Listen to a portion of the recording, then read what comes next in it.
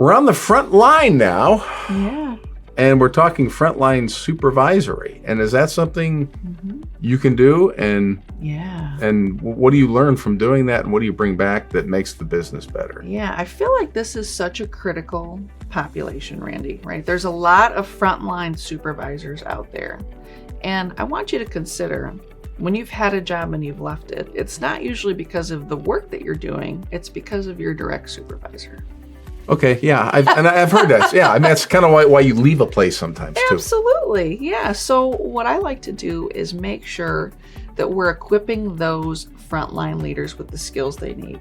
Because it's a big change to go from an individual contributor where you're in charge of your own body of work and you have autonomy to now all of a sudden you're responsible for people's emotions and their work, right? Yeah. It's a whole sort of process. It's a shift in mindset.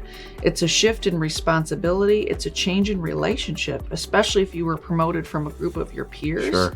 Now you've got to build a whole new network, and it's almost like a grieving process. You've lost a lot. That's kind of interesting thinking. Yeah, you can't really quite act around the same with your peers, and it's probably not getting as many beers after work or anything like that because you're the boss. Right, and teaching new supervisors that you've got to kind of counteract that natural tendency when you're feeling stressed or maybe not competent to go do the work again. You've got to trust and delegate your team to do the work, and you've got to lead the team. So those are a lot of the skills that we're working on with this group. And sometimes, the off-the-shelf programs that you get at a community college or something like that, they're just not quite right.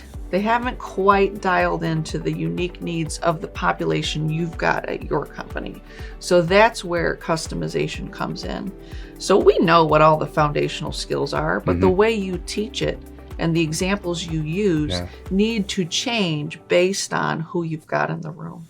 And I have to imagine that while you're teaching those people those skills, I mean, what you ultimately end up with the confidence to do the job. Because, and the more you do the job and the better you get at doing it, the more comfortable you are. Yeah, it's a self-perpetuating cycle. We're empowering them with the fundamentals. We're giving them the support. We're investing in them and making them leaders that are going to stay. I think you should call this self-perpetuating. I like that. There you go. Better name. Self-perpetuating. Frontline supervisory.